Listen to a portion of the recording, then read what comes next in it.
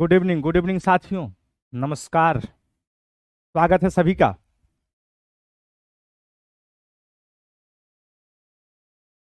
चलिए यथाशीघ्र आइए, अपने प्लेटफॉर्म से जुड़िए। राम राम, बहुत बढ़िया है। Good evening, very good evening. चलिए जय भीम भैया, वेरी गुड इवनिंग। चलिए, कहाँ तक हमारी कक्षाएं हो चुकी थी, हमारा संवाद आपसे कहाँ तक हो गया था?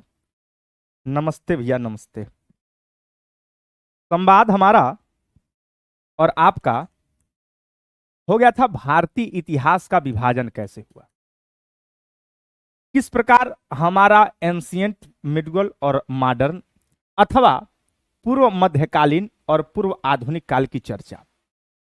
उस पूर्व आधुनिक काल में मोहम्मद शाह रंगीला के समय में, अभी इनकी चर्चा एक बार और होगी यहां पर, जिनके समय में प्रांतीय प्रांतीय स्वतंत्र राज्यों की स्थापना होती है, या स्वतंत्र प्रांतीय राज्यों की क्या होती है? स्थापना होती है। ऐसे प्रांत जो स्वतंत्र राज्य स्थापित करते हो, जिसमें से इसके पास 3 राज्य, एक विद्रोही राज्य, उत्तराधिकारी राज्य और मुगल की परिधि से बाहर राज्य। अब ऐसे बैकग्राउंड पर हमारे यहां यूरोपीय कंपनियों का आगमन, और यूरोपीय कंपनियों का आने के साथ ही साथ जब वह कंपनियां आती हैं तो व्यापार के लिए तो आती ही आती हैं। वह कंपनियां क्यों आती हैं? व्यापार के लिए तो आती हैं, ट्रेड एंड कॉमर्स, व्यापार और वाणिज्य। लेकिन जब भारत की स्थिति को देखती हैं तो उनके मन में एक जिज्ञासा जगती है पॉलिटिकल एपेटाइट्स की, राजनीतिक आधिपत्य की। पॉलिटिकल एपेटाइट्स, राजनीतिक आधिपत्य। राजनीतिक आधिपत्य बड़ा सामान्य उदाहरण है। अगर आपका घर एकदम संगमरमर का बड़ा राजमहल है, रहते कोई वहां है ही नहीं, अगल बगल के आस पड़ोस के झुग्गी झोपड़ी वाले एक दिन कब्जा कर लेंगे, तो जो यह ट्रेड और कॉमर्स करने के लिए जो कंपनियां आई, जिसमें से पुर्तगीज पहले हैं, डच, इंग्लिश, डेनिश और फ्रांसीसी, बाद में स्वीडिश भी आए। तो हमारी मुख्य बिंदु है कि इन कंपनियों की भारत में आने की मंशा क्या थी। तो प्रारंभिक दौर में ट्रेड एंड कॉमर्स, व्यापार और वाणिज्य है, लेकिन जब आकर के वह भारत की दशा को देखती हैं तो पॉलिटिकल एपेटाइट्स उनके भीतर क्या जगता है? राजनीतिक आधिपत्य जगता है। क्यों जगता है राजनीतिक आधिपत्य? क्योंकि जो राजनीति होती है यह अर्थव्यवस्था की गार्जियन होती है।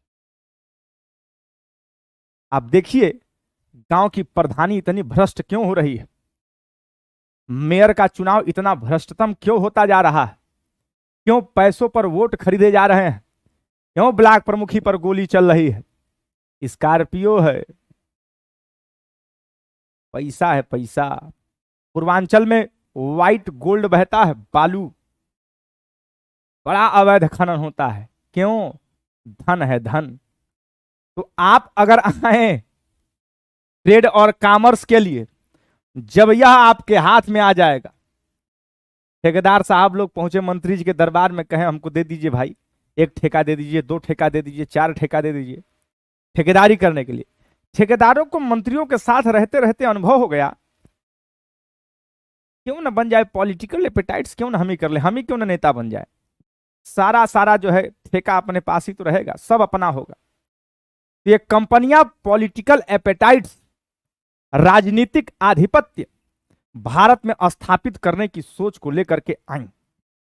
देखिए उदाहरण दे रहा हूं। पहला प्रयास 1498 में कौन आए? पुर्तगाली आए, और देखो बहुत दिन नहीं, 1510 में किस पर? गोवा पर कब्जा।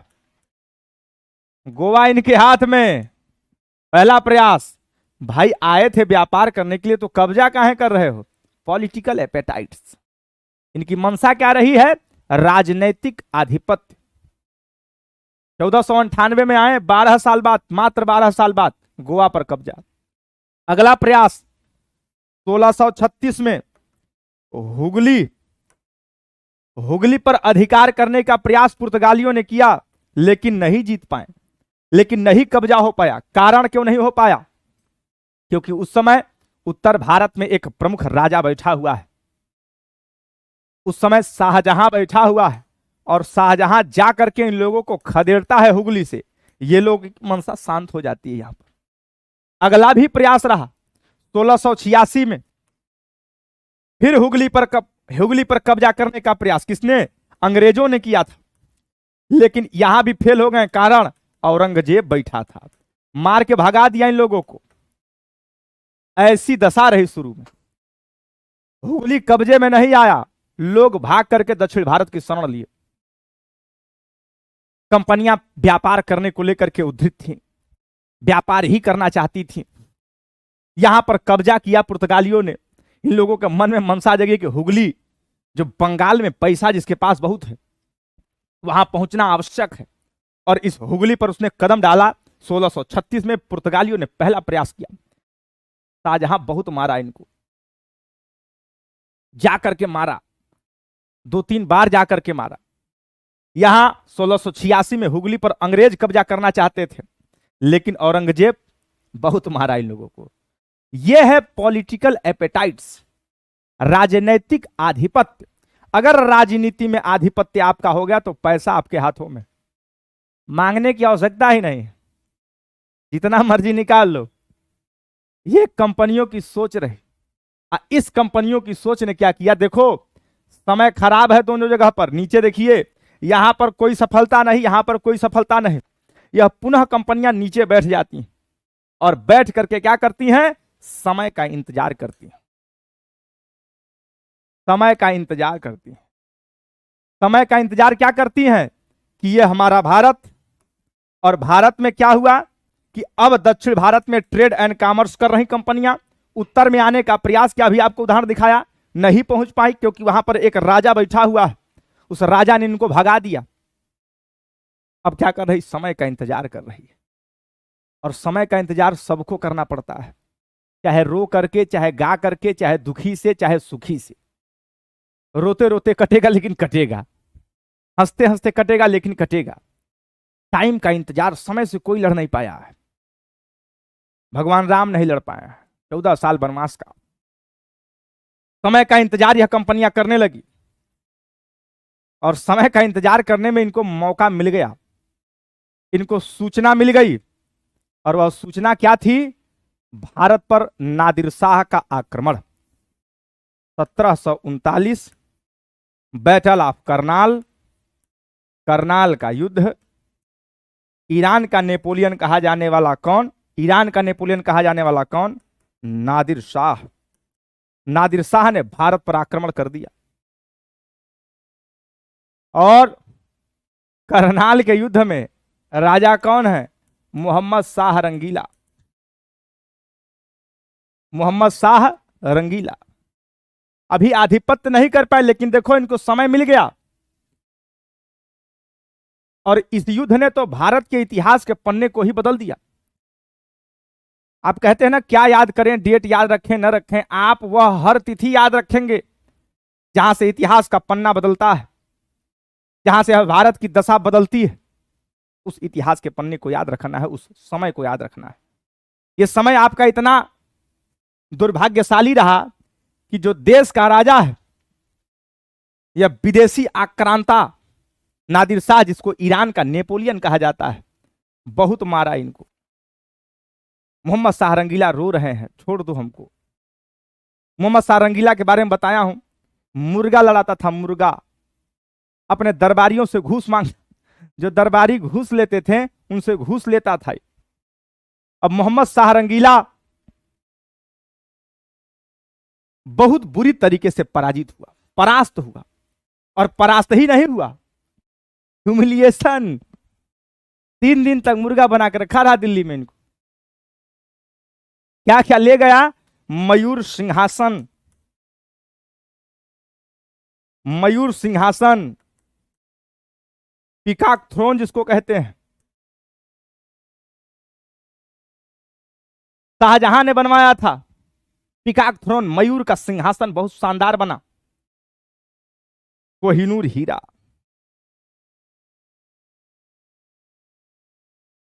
उठा के, और यही नहीं, अभी बहुत कुछ ले गया।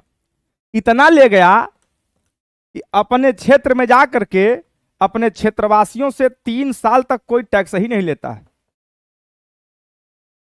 3 साल तक कोई टैक्स नहीं, कहा टैक्स फ्री। 3 साल मतलब बहुत बड़ा दिन होता है। कोई टैक्स ही नहीं लिया नादिर शाह। और इस युद्ध ने बता दिया कि अब उत्तर का राजा गड़बड़ हो गया है। उत्तर के राजा के पास पावर नहीं है, उत्तर का राजा गड़बड़ हो गया है। और ऐसी स्थिति को देख करके, ऐसी स्थितियां जब बनी हमारे भारत में कि 1739 में करनाल के युद्ध में हमारे देश का राजा बहुत बुरी तरीके से परास्त हो रहा है, ह्यूमिलिएशन हो रहा है इसका। ऐसी अवस्था को देख करके ये कंपनियां दक्षिण से उत्तर की तरफ मूव करेंगी। इस कंपनियों में कौन कौन शामिल? पुर्तगाली, डच, अंग्रेज, फ्रेंच, मुख्य रूप से यही। डेविस भी हैं, स्वीडिश भी हैं, लेकिन जो मेन बात बताना है वो समझिए।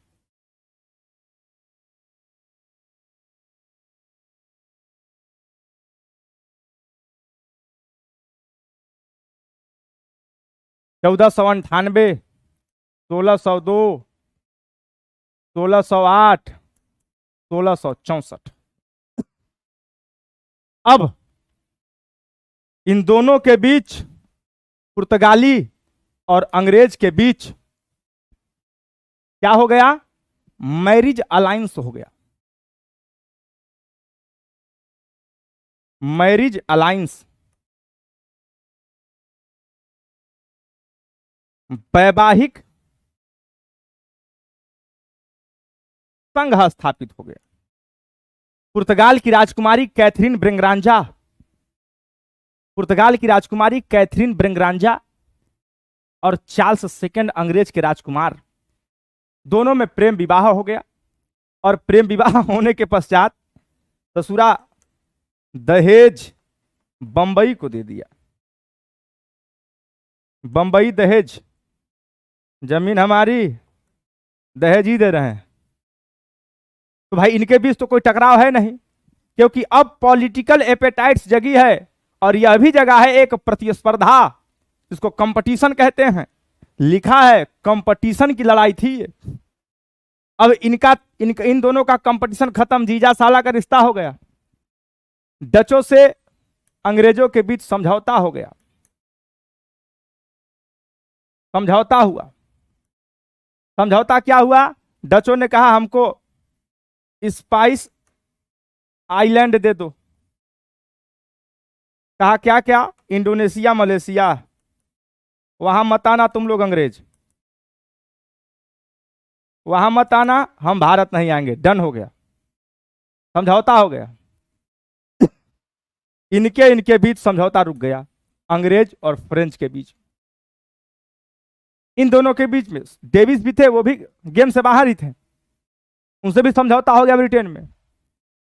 यहां पर अंग्रेज और फ्रेंच के बीच में कोई समझौता नहीं हो पाया। और इस गेम में यही दो लोग हैं और यहीं से कहानी शुरू हुई भारत के कब्जे की। भारत पर किसका कब्जा होगा, अंग्रेज या तो फ्रेंच? या तो अंग्रेज या फिर फ्रेंच। और इसी का परिणाम रहा एंग्लो कर्नाटिक वार। 3 युद्ध हुए, इंग्लिश और फ्रेंच के बीच में। एंग्लो कर्नाटिक वार, आंग्ल कर्नाटक युद्ध, आंग्ल कर्नाटक युद्ध।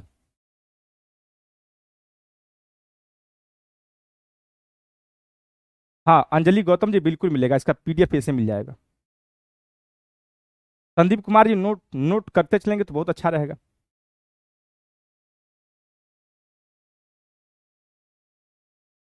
गुप्ता रोशनी, हेलो हेलो।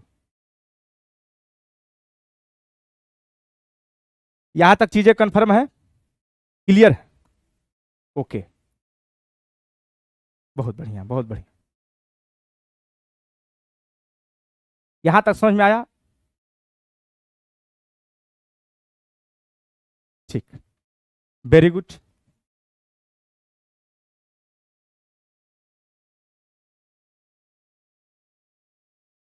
सोनल रावत जी कह रहे हैं एनसीईआरटी भी पढ़नी होगी, एनसीईआरटी कह रहे हैं पढ़नी होगी, तो निश्चित रूप से मैं कहूंगा पढ़नी होगी।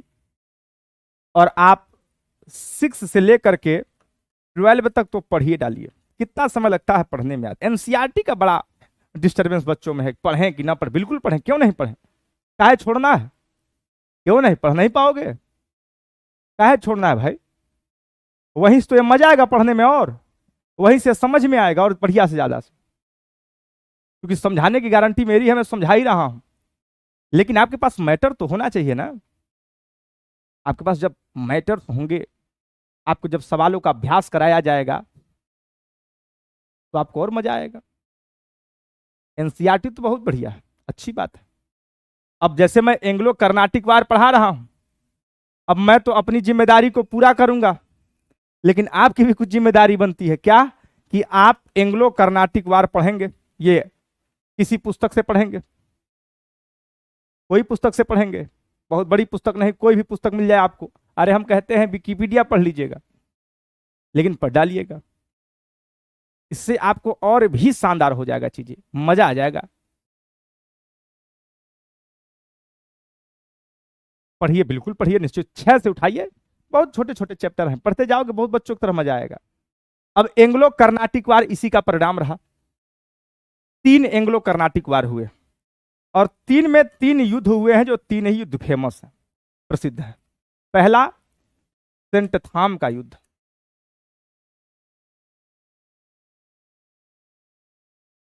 दूसरा अंबर का युद्ध, तीसरा वांडीवास का युद्ध।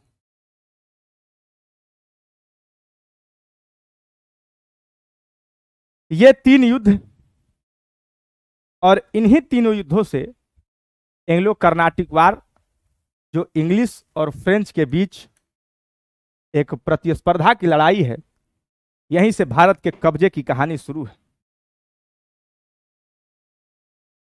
भारत के कब्जे की कहानी यहीं से शुरू है। मैं क्या पढ़ाया, क्या बताया, आप एक बार फिर रिवाइज कर लेंगे।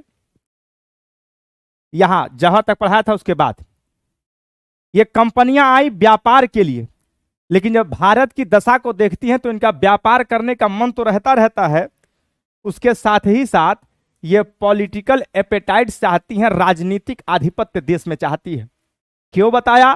क्योंकि आप जानते हैं जब किसी के पास राजनीतिक पावर है, उसके पास आर्थिक पावर अपने आप में आ जाती है। और उदाहरण बताया इसका पहला 1498 में पुर्तगीज आए भारत, 1510 में गोवा पर कब्जा कर लिए। कब्जा करने आए थे क्या तुम? कब्जा क्यों कर लिए भाई? कब्जा, और कोई बोलने वाला नहीं। अगला प्रयास पुर्तगालियों ने हुगली पर, कलकत्ता के हुगली पर करना चाहा, लेकिन नहीं हो पाया। राजा बैठा बहुत मारा, शाहजहां जा करके 3 बार मारा है, 32 से मारता रहा इन लोगों को।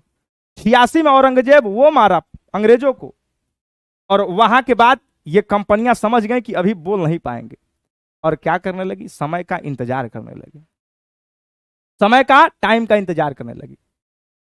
आ गया समय, 1739 करनाल के युद्ध, नादिर शाह पकड़े गए, लतियाए गए, ह्यूमिलिएशन हुआ, 3 दिन मुर्गा बना के रखे गए। यह खबर कर दिया इसने, यह आक्रमण पर नहीं किया था, नादिर शाह ने यह खबर कर दिया कि देश में अब कोई राजा बस तो नहीं है कि जो किसी भी आक्रमण को रोक पाएगा। इससे कहे नादिर शाह से सब कि आ रहा है वो नादिर शाह, कहा आने तो, भी आया नहीं ना, रास्ते में आने तो, देख लिया जाएगा। आ गया, खोपड़ी लगा मारने करनाल में। इतना पैसा ले गया कि 3 साल टैक्स में नहीं लिया। तो सरकार तुमसे 3 साल टैक्स ना ले, और तुम ठीक ठाक टैक्स जमा करते हो, करोड़पति हो जाओगे तुम। 18% जीएसटी लग रही है, केवल 3 साल छोड़ दे सरकार। पीकॉक थ्रोन मरयू सिंहासन ले गया, कोहिनूर हीरा ले गया। ये कंपनियां आपस में अलायंस कर ली और 2 ही कंपनियां बची, अंग्रेज और फ्रेंच, और इन्हीं के बीच में यही परिणाम रहा एंग्लो कर्नाटिक वार। इस कर्नाटिक वार में 3 कर्नाटक युद्ध हुआ था, पहला, दूसरा और तीसरा। पहले में जो मुख्य लड़ाई थी वह सेंट थाम की लड़ाई थी, दूसरा अंबर का युद्ध हुआ था, और तीसरा वांडीवास का युद्ध। अब वांडीवास के युद्ध से एकदम वास हो जाएंगे ये सब फ्रांसीसी। कैसे होंगे, कारण जानेंगे। तो फर्स्ट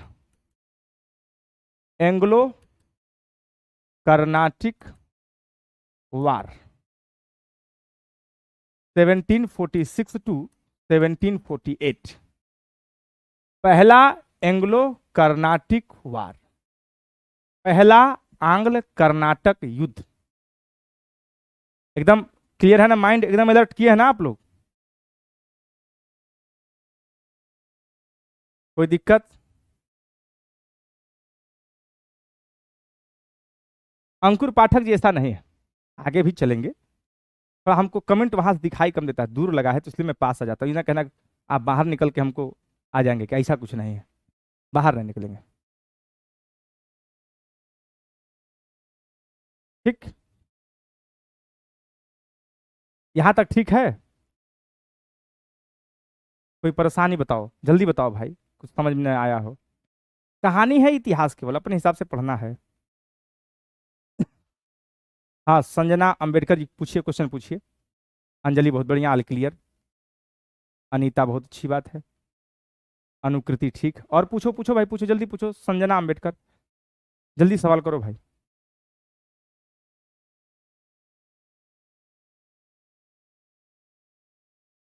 अपने साथ कॉपी पेन लेकर के नोट्स बनाते रहेगा। निशा क्लियर, ठीक ठीक, बहुत बढ़िया। अच्छा, रोशनी तुरंत हट जा रहा, लिखने का प्रयास करो बच्चा, ज्यादा जल्दी प्रयास करो, थोड़ा स्पीड बढ़ाओ। क्लियर है, बहुत बढ़िया। चलिए अब देखना, अब एकदम माइंड अलर्ट करना, कहानी अब बदलने जा रही है। प्रतिभा पांडे, कोई बात नहीं, आपकी पहली क्लास है तो कोई तनाव नहीं है। ठीक, अब भैया हम लिखवा ना पाएंगे, एक एक बात करके लिखवाएंगे तो कहाँ समय मिलता, बताओ। 1 घंटे की क्लास है, इसका पेपर 2-3 महीने लगे, कि कोर्स पूरा करना अपने आप में एक चैलेंजेज है। और इतिहास जैसा विषय, समझ पा रहे हैं, तो अपने आप में यह एक चैलेंज है इसको पूरा करना। तो लिखवाने का पीडीएफ आपको मिल जाएगा, पीडीएफ से आप पढ़ लेंगे, लेकिन आप जॉटिंग करते रहेंगे। जॉटिंग होता है ना, जॉटिंग, यहां मैंने बनाया और आप उसी हिसाब से एकदम छाप लिए और समझ गए कापी कहानी को, ताकि चीजें आपको फिलहाल यह मिल ही जाता है आपको। देखिए, तन्मयता रखिएगा। पहला कर्नाटक युद्ध क्यों हुआ, क्या कारण था, क्या मुद्दा था और क्या परिणाम रहा, 3 बात देखना मुझे। क्यों हुआ, मुद्दा क्या था, आउटकम क्या निकला। Reason, issue, outcome. तो इसका कारण यह रहा, ऑस्ट्रिया में उत्तराधिकार का युद्ध हो रहा था। उत्तराधिकार का युद्ध, succession of Austria war, succession of Austria war. Austria में उत्तराधिकार का युद्ध। अब बताओ जल्दी, ऑस्ट्रिया की राजधानी कहां है, या ऑस्ट्रिया किस महाद्वीप में है, हम समझ लें, आप पकड़ लेंगे, ही पकड़ लेंगे। ऑस्ट्रिया कहां है? बिल्कुल संजना जी, पीवाईक्यू कराया जाएगा, तनाव मत लीजिए। पहले थ्योरी, कॉन्सेप्ट क्या है पढ़ने का, पढ़ने का कॉन्सेप्ट कैसे बनाया जाता है वो सीखो पहले मुझसे।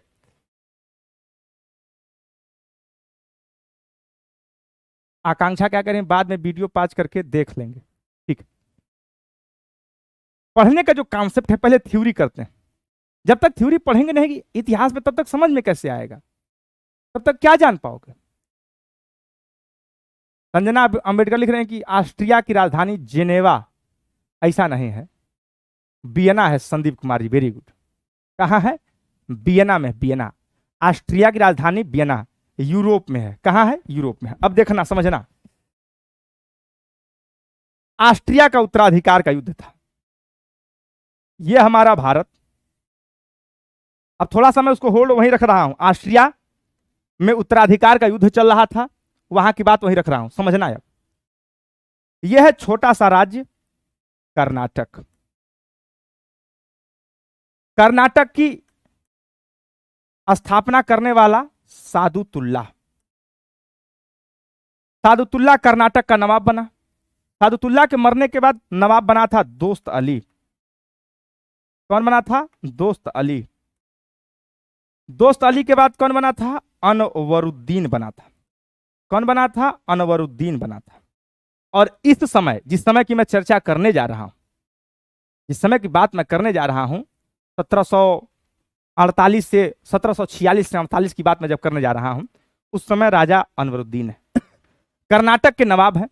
अब कोई ये मत सुने सर कर्नाटक तो इधर है, कर्नाटक पहले इधर था, बाद में उधर हो गया, छोटा सा था। तमिलनाडु और आंध्रा से लगा हुआ। कर्नाटक की स्थापना करने वाला सादुतुल्ला संस्थापक था। A founder of Karnataka is known as Sadutulla, संस्थापक।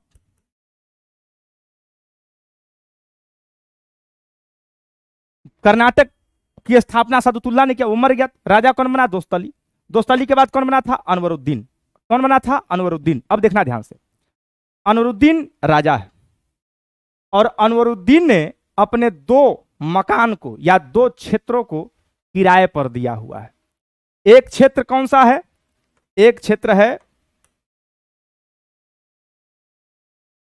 मद्रास और एक क्षेत्र है पांडिचेरी। एक क्षेत्र कौन सा है? पांडिचेरी। और एक क्षेत्र कौन सा है? मद्रास। इन दोनों जगहों को कर्नाटक के नवाब ने पहले से ही इनको किराए पर दिया हुआ है। मद्रास में कौन किराया लिया हुआ है? किराया देता है अंग्रेज। और यहां पर कौन? फ्रांसीसी। कौन यहां पर? फ्रांसीसी। पांडिचेरी में कौन? फ्रांसीसी।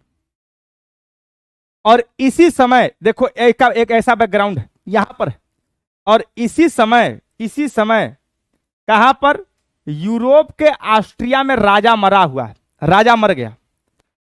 ऑस्ट्रिया की राजधानी वियना, और ऑस्ट्रिया में राजा नहीं है, तो ब्रिटेन वाले और फ्रांस वाले ऑस्ट्रिया में अपने व्यक्ति को, भाई आप भी चाहेंगे कि अमेरिका में वही राष्ट्रपति हो जो भारत से अच्छा सौहार्द रखता हो, तो वैसे फ्रांसीसी और ब्रिटेन वाले चाहते थे ऐसा उनका जानने वाला वहां पर राजा बने जो ब्रिटेन का अपने लिए और फ्रांस अपने लिए सोचता था कि सुगम्य हो, अच्छा हो, हमारे लिए अच्छी नीति रखता हो। भाई कोई चाहेगा, कोई चाहेगा। ऐसे समय में यूके, यूनाइटेड किंगडम और फ्रांसीसी, यह ऑस्ट्रिया का उत्तराधिकार का युद्ध हुआ था। मतलब ऑस्ट्रिया में राजा कौन बनेगा, इसके उत्तराधिकार के युद्ध में यह दोनों शामिल हो गए। और दोनों शामिल होने के बाद अंततोगत्वा लास्ट में जाकर के यूके वालों की जीत हो गई, फ्रांसीसी हार गए। वहां पर फ्रांसीसी हार गए। अब फ्रांसीसी वहां हार गए, ऑस्ट्रिया के उत्तराधिकार के युद्ध में ब्रिटेन वालों ने हरा करके अपने सहमति से ऑस्ट्रिया में अपना राजा बना दिया। फ्रांस वाले मुंह की खाएं, फ्रांस वाले परास्त हो गए और उसका प्रभाव पड़ा भारत में। और मुद्दा क्या बना? मद्रास। यहां पर फ्रांसीसी गवर्नर बैठा था डुप्ले। कौन बैठा था? डुप्ले। डुप्ले बैठा था, बहुत इंपॉर्टेंट नाम, डुप्ले। और डुप्ले ने क्या किया, वहां जब यह युद्ध समाप्त हुआ और वहां पर जब फ्रांसीसी हार गए तो यहां डुप्ले को बड़ा बुरा लगा और इसने मद्रास में जहां पैसा बहुत था, मद्रास का घेरा डाल दिया। ले जाकर के सैनिकों से मद्रास को घेरा डलवा दिया और अंग्रेजों को लगा मारने। प्रतिशोध, अंग्रेजों से नाराजगी हो गई, अंग्रेजों को मारने गरियाने लगा। कौन? डुप्ले। अब क्या होगा? डुप्ले ने मद्रास का घेरा डाल दिया। डुप्ले ने मद्रास का घेरा डाल दिया। अब अंग्रेज वहां परेशान हुए। तो भाई आप अगर रूम लिए हैं, प्रयागराज में रहते हैं, दिल्ली में रहते हैं, पटना में रहते हैं, अगर किराएदार आप भी हैं और आपके बगल वाला पड़ोसी भी है, चिक्कपो ज्यादा करता है तो आप किससे कहते हैं? पहले तो उसको समझाते हैं कि भाई चिक्कपो मत करो, और नहीं मानता है तो जाकर के मकान मालिक से बोलते हो, साहब देखिए चिक्कपो कर रहा है, मार देंगे उसको हम, तो आप समझा लीजिए। अब अंग्रेज पहुंच गए अनवरुद्दीन, राजा उस समय कौन है? अनवरुद्दीन। राजा कौन है? अनवरुद्दीन है। अनवरुद्दीन के पास पहुंचे, और अनवरुद्दीन की स्थिति क्या थी कि अनवरुद्दीन मस्त मौला आदमी थे, इनको खबर नहीं थी हमारे साम्राज्य में क्या हो रहा है क्या नहीं हो रहा है, क्योंकि इनको लगा कि शांति भंग हो रही है इन दोनों के लड़ने से, तो समझा दिया जाए। और अंग्रेज पहुंच गए, अनवरुद्दीन से कहें कि हम आपके किराएदार हैं साहब, और देखिए बगल वाला मार रहा है, बदतमीजी कर रहा है। अनवरुद्दीन ने कहा अरे ये कैसे हो सकता है, रुको अभी मैं समझा रहा हूं। अनवरुद्दीन समझाने के लिए डुप्ले को मैसेज दिया, डुप्ले जल्दी आओ। डुप्ले गया, और डुप्ले के अंदर तो प्रतिशोध था अंग्रेजों को मारने का। डुप्ले पहुंचा तो कहा नवाब साहब क्या पीछे आप पड़े हुए, ये अंग्रेज आपको कितना किराया देते हैं? कहा 5,000।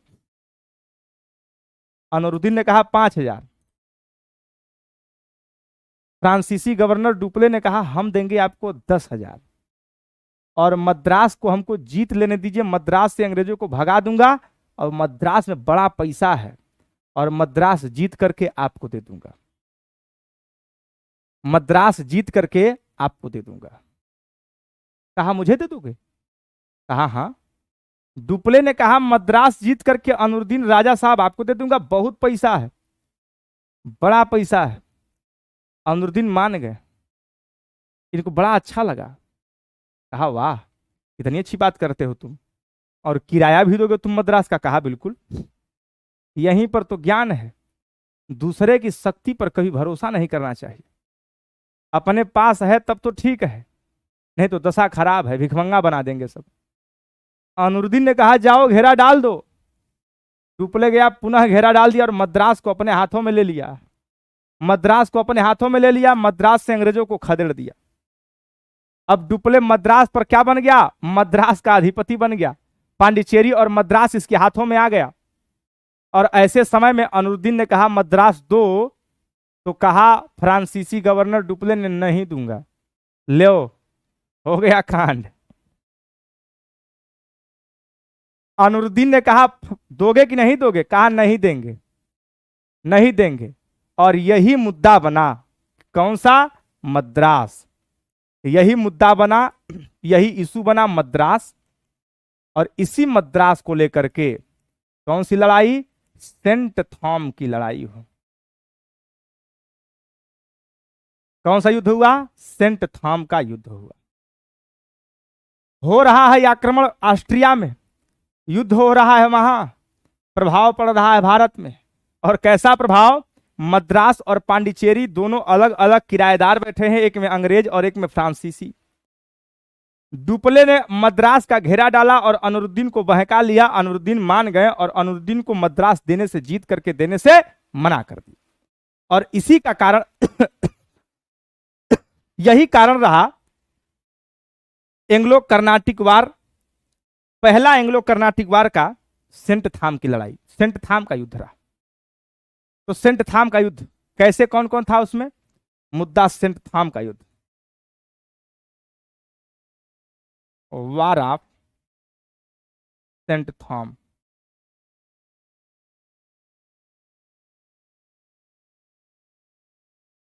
पहला एंग्लो कर्नाटिक का हिस्सा है ये, 43 से 48 के बीच में। एक तरफ कौन है? महफूज खान, अनवरुद्दीन, और एक तरफ कौन है? डुप्ले। अनवरुद्दीन की तरफ से कौन है? महफूज खान, महफूज खान इसके तरफ से सेनापति है। डुप्ले की तरफ से कैप्टन पैराडाइज, कैप्टन पैराडाइज।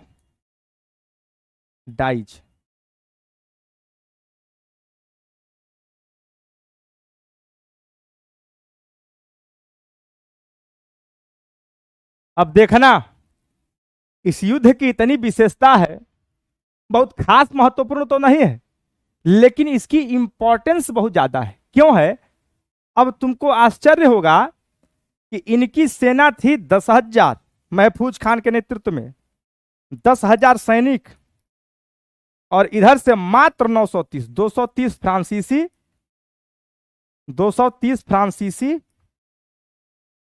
और 700 इंडियन, कुल कितने? 7 दूनी 930 लोग। मात्र 930 लोग इस सेंट थाम की लड़ाई में, मात्र 930 लोग इस सेंट थाम की लड़ाई में जीत गए और ये सब हार गए। 10,000 हार रहे हैं। बड़ा व्याकुल करता है यह युद्ध कि 10,000 हार कैसे गए? क्या इतने कमजोर थे ये सब? इसके कारण को जब आप पढ़ेंगे, जब इसके कारण को आप पढ़ेंगे तो आप समझ पाएंगे। कहते हैं ग्रोवर साहब कि ये सब अनुशासित थे ही नहीं, असंगठित थे। कौनों को तलवार नहीं चलाने आता है, कौनों अभी जा रहा था खेत में घास काटने, उसको बुलावा चला गया कि राजा साहब बुलाए जो बहुत मारेंगे, चलो लड़ो। देश की रक्षा के लिए सब लोग लड़ने गए और सब लोग मारे गए। यहां 930, जिसमें से केवल 230 फ्रांसीसी और 700 भारतीय। एकदम डेटा देख लेना तुम लोग। और इनको पूरा पूरा युद्ध हरा दिए। अनवरुद्दीन हार गए, डुप्ले जीत गया। फिलहाल एक्सला-चैपल की संधि हुई, एक्सला-चैपल की संधि हुई ब्रिटेन में। एक्सला-चैपल की संधि से यह युद्ध विराम हो गया। यह युद्ध खत्म हो गया। पहला एंग्लो कर्नाटिक वार खत्म हो गया। मुद्दा क्या था? मद्रास। मुद्दा क्या था? इशू क्या था? मद्रास। समझ में आया यहां तक?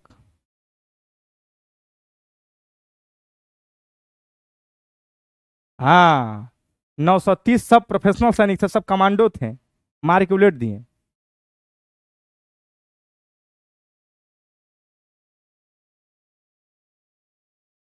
ठीक।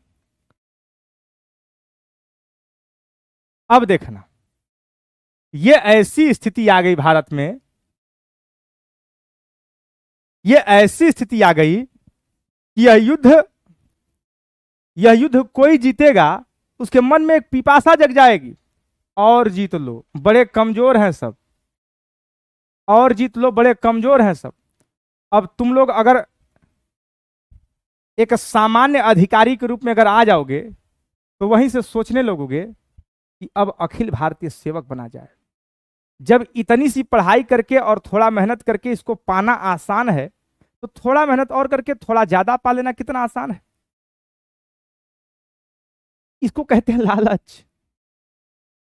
अब यह जो लड़ाई है, इस लड़ाई की तो बड़ी विशेषता नहीं है, लेकिन इसकी इंपॉर्टेंस इतनी है कि यह लड़ाई कितने की हुई और किस मुद्दे को लेकर के हुई, और देश में ऐसे ही फ्रांसीसी के दिमाग में यही बात जन्मा दिया कि भैया हो, अब तो एक पिपासा जग गई। कैसी पिपासा जग गई? तो डोमिनेंसी की पिपासा जग गई। अब तो राजा बनाएंगे। और यह सेंट थॉम की लड़ाई इतनी दुर्भाग्यशाली परिणाम देकर के जाती है, आगे अंबर के युद्ध का कारण बनती है। तो यह विराम हो गया पहला एंग्लो कर्नाटिक वार। इसको कहते हैं फर्स्ट एंग्लो कर्नाटिक वार। फर्स्ट एंग्लो, कारण तुमको मिला ऑस्ट्रिया का उत्तराधिकार का युद्ध। मुद्दा, इशू क्या था? इशू क्या था? मद्रास। और आउटकम, परिणाम क्या निकला? तुमको परिणाम बता दूं क्या निकला? एक्सला-चैपल की संधि हो गई। जब आप बीएल ग्रोवर की पुस्तक से जब आप पढ़ेंगे दूसरा कर्नाटक युद्ध, में पहले ही लिखा है, पहले कर्नाटक युद्ध के बाद जो डुप्ले है, इसकी राजनीतिक पिपासा जाग उठी। लिख रहा हूं, डुप्ले की राजनीतिक पिपासा जाग उठी।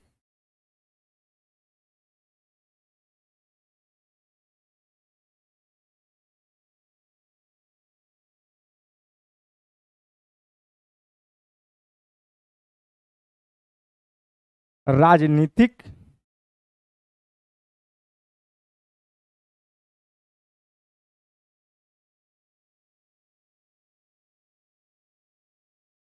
ये सब राजनीतिक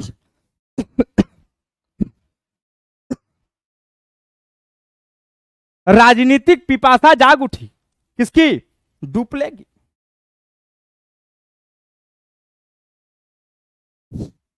राजनीतिक पिपासा जाग उठी, पॉलिटिकल एपेटाइट्स। और यही राजनीतिक पिपासा सेकेंड एंग्लो कर्नाटिक वार का कारण बनती है।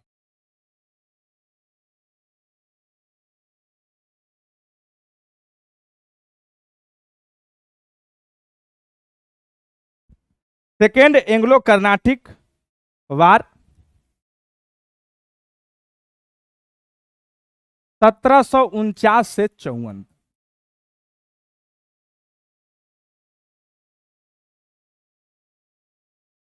1749 से 1754 तक दूसरा एंग्लो कर्नाटिक वार हुआ। और इसकी सबसे खास लड़ाई अंबर का युद्ध रहा। क्योंकि इस समय हो रहा था क्या, सेकेंड एंग्लो कर्नाटिक वार में जब राजनीतिक पिपासा जाग उठी डुप्ले की, तो उस समय दो राज्यों में, एक कर्नाटक में और एक हैदराबाद में, सक्सेशन का वार चल रहा था, उत्तराधिकार का युद्ध चल रहा था। कहां पर? हैदराबाद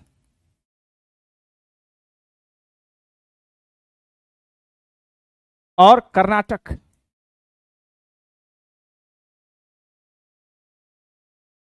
हैदराबाद की स्थापना करने वाला निजामुल मुल्क,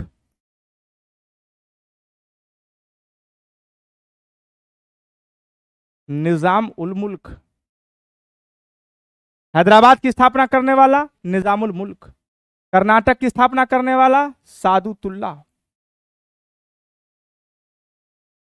अब हैदराबाद में कोई राजा नहीं है और दो लोग उम्मीदवार हैं राजा बनने के लिए। कौन कौन है? नासिर जंग, मुजफ्फर जंग।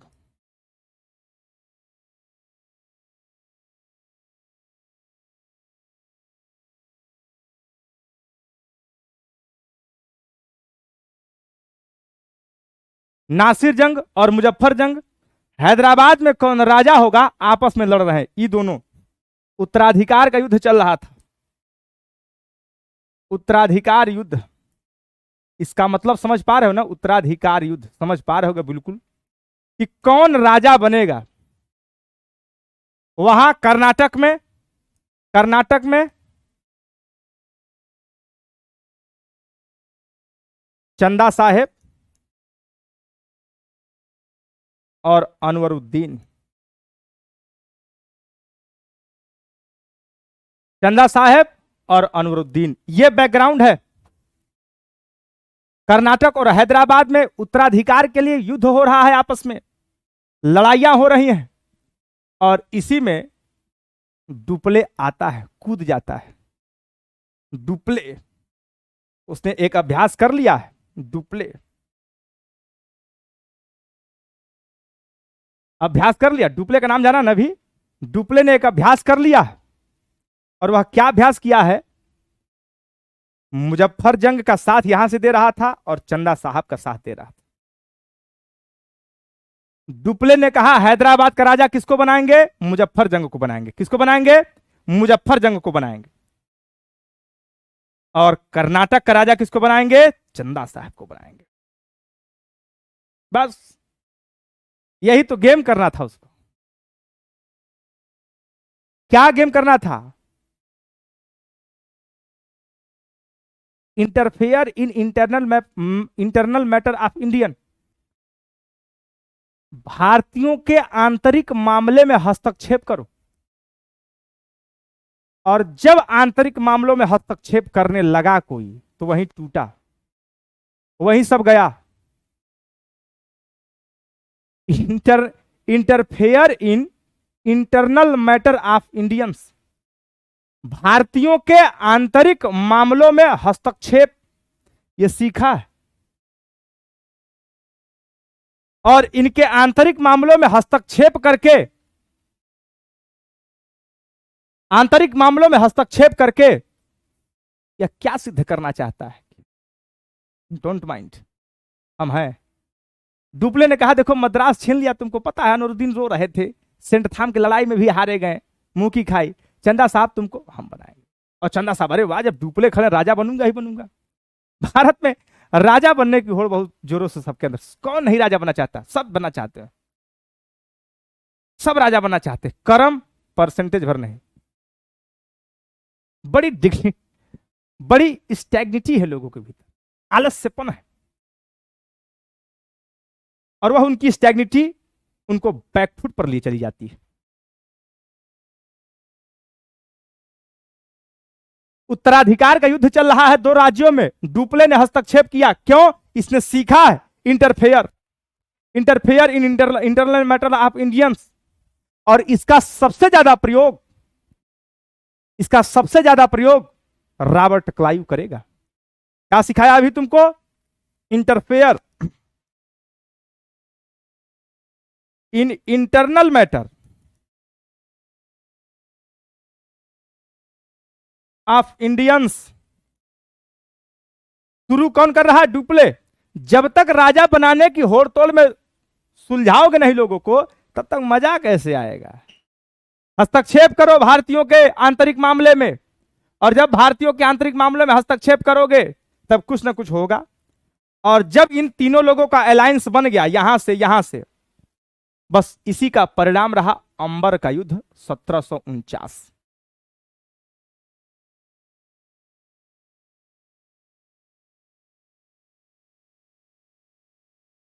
War of Ambur, second Anglo Carnatic का यह वार है। एक तरफ कौन है? एक तरफ कौन है? ये ट्रिपल अलायंस है, ट्रिपल अलायंस। और एक तरफ कौन है? अनवरुद्दीन।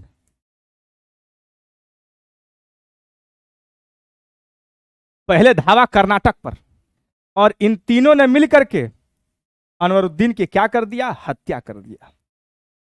और अनवरुद्दीन की जो ही हत्या हुई, कर्नाटक का नवाब कौन दावेदार था? चंदा साहेब। और चंदा साहेब कर्नाटक के नवाब बन गए।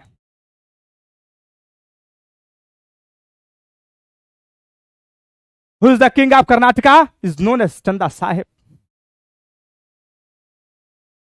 अंबर के युद्ध में अनवरुद्दीन की हत्या कर दी गई, मार दिया गया अनवरुद्दीन को, कहा खल्लास करो इसको।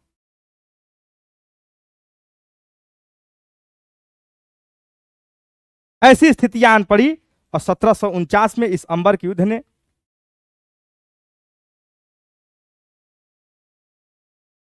चंदा साहब को राजा बना दिया। 1749। उधर डुप्ले और एक काम कर दिया। 1750 में नासिर जंग को मार दिया। नासिर जंग, अरे हटाओ हिंदी लिखिए महाराज जी। नासिर जंग की हत्या हो गई, हत्या हो गई। और हैदराबाद का राजा कौन बन गया? इससे हैदराबाद का राजा बना कौन था ट्रिपल अलायंस में? मुजफ्फर जंग। कौन बना राजा? मुजफ्फर जंग बन गया। मिल गया जो डुप्ले को मिलना चाहिए, जो डुप्ले को मिलना चाहिए मिल गया।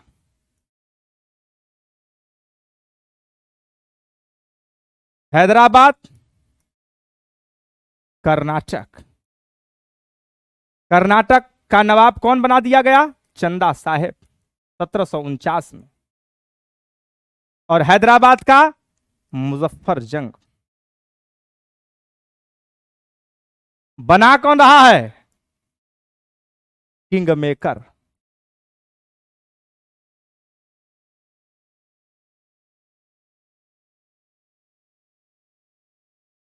अरे दीवानो मुझे पहचानो, कहां से आया, मैं हूं कौन, मैं हूं डॉन, मैं हूं डॉन, मैं हूं डॉन। डुप्ले डॉन हो गया भाई। डुप्लेट डॉन हो गया, डुप्लेट डॉन बन गया डॉन। ऐसी स्थिति रही।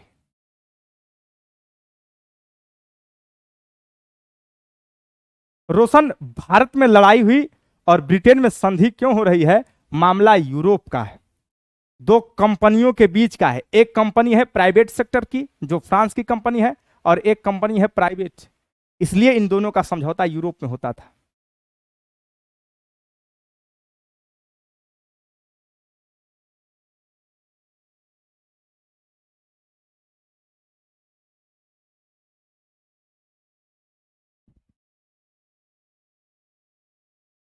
ट्रिपल अलायंस बना, उत्तराधिकार का युद्ध, दो जगह दोनों राज्यों में दो दो उम्मीदवार थे। डुप्ले ने चंदा साहब मुजफ्फर का साथ दिया, पहले अनरुद्दीन की हत्या करवा दी, फिर नासिर जंग की हत्या करवा दी। अंबर की युद्ध हुआ, अंबर के युद्ध में दोनों हत्याएं हुई और दोनों जगह पर डुप्ले के आदमी बैठ गए। यहां पर चंदा साहब और यहां मुजफ्फर जंग, केवल इतना बताया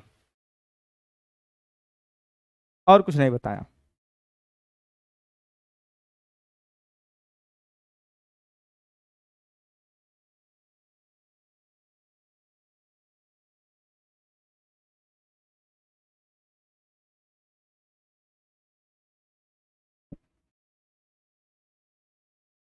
अब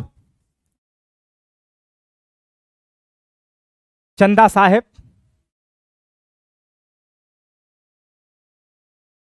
मुजफ्फर जंग,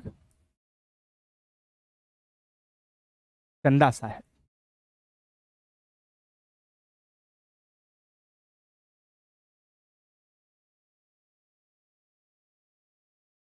ये दोनों लोग रिवार्ड देंगे, नहीं देंगे रिवार्ड, पुरस्कार नहीं देंगे डुप्ले को। हकदार नहीं क्या डुप्ले है? डुप्ले को ये लोग पुरस्कार देंगे। क्या दे रहे हैं देखना, भारत के लोग क्या दे रहे हैं विदेशी को देख लेना। चंदा साहब क्या दे रहे हैं? भैया पांडिचेरी के 80 गांव दे दिए। ऐसे कैप्टन हाकिम सब आया था तो जहांगीर उसको आगरा में जमीनें दे दिया, कहा ले जाओ राज करो, मनसबदार बनो हमारे। पांडिचेरी के 80 गांव, 80 गांव दिया, 80 गांव, बाप रे बाप, सूबेदार बना दिया इसको। पांडिचेरी में 80 गांव दिया, कहा लेकर आइए राज करिए। मुजफ्फरजंग भी कुछ देगा भाई, मुजफ्फरजंग तो कहा ले जाओ मसूलीपट्टनम ले जाओ, मसूलीपट्टनम दे दिया।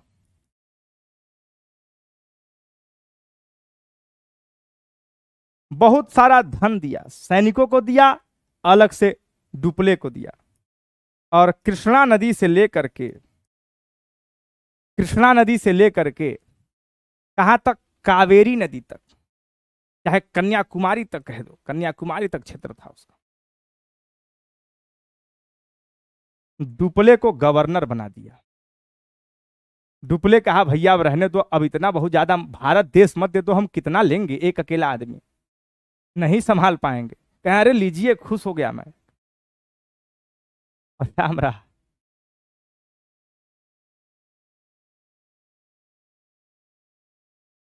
इस बैकग्राउंड पर तो भारत की दशा थी।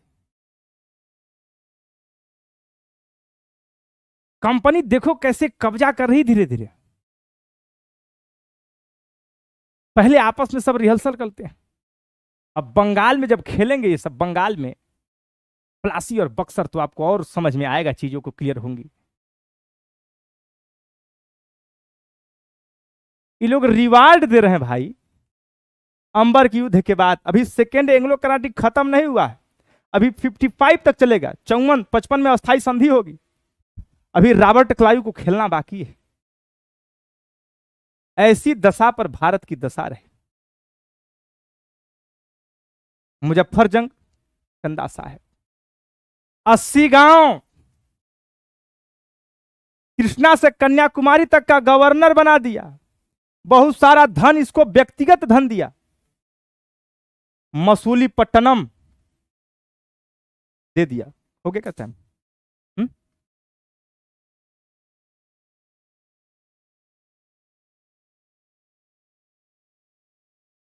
ठीक,